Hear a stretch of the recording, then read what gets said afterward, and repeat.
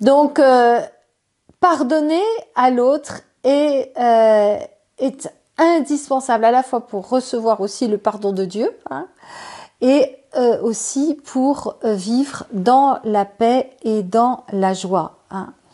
Nous sommes dans un monde, nous vivons dans un monde qui veut exercer le principe œil pour œil et dent pour dent, mais nous sommes au Christ, nous appartenons à Dieu et nous ne pouvons pas réagir comme le monde puisque nous ne sommes pas du monde, nous appartenons à Dieu. Alors, eh bien, nous pouvons faire comme Jésus nous le demande, c'est-à-dire de pardonner à ceux qui nous ont offensés, de les aimer, de prier pour ceux qui nous ont affligés, qui nous ont offensés.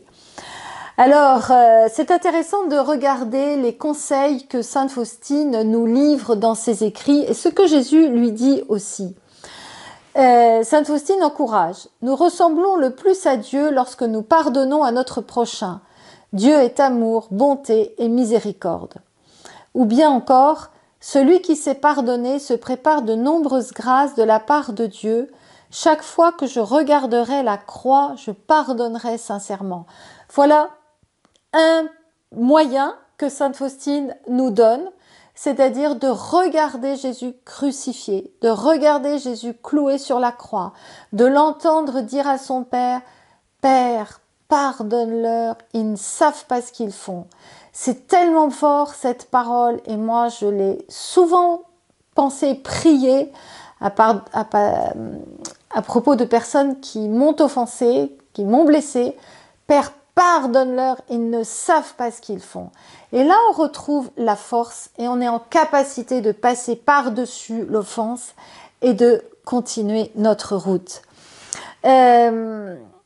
Voilà. Et puis, Jésus l'encourage, il lui dit « Sois toujours miséricordieuse comme moi je suis miséricordieux, aime tout le monde pour l'amour de moi, aime tes pires ennemis, pour que ma miséricorde puisse se refléter dans toute sa plénitude dans ton cœur. » Alors, ce qui est très beau, c'est un autre échange qu'elle a avec que eux ont, c'est celui-ci, quand Jésus lui dit « Mon élève, aie un grand amour pour ceux qui te font souffrir, fais du bien à ceux qui te haïssent. » Et alors Sainte Faustine, elle a répondu « Oh mon maître, tu vois bien que je n'ai pas de sentiment d'amour pour eux, cela me peine. » Alors voyez, nous pouvons aussi avoir ce genre de réaction comme Sainte Faustine.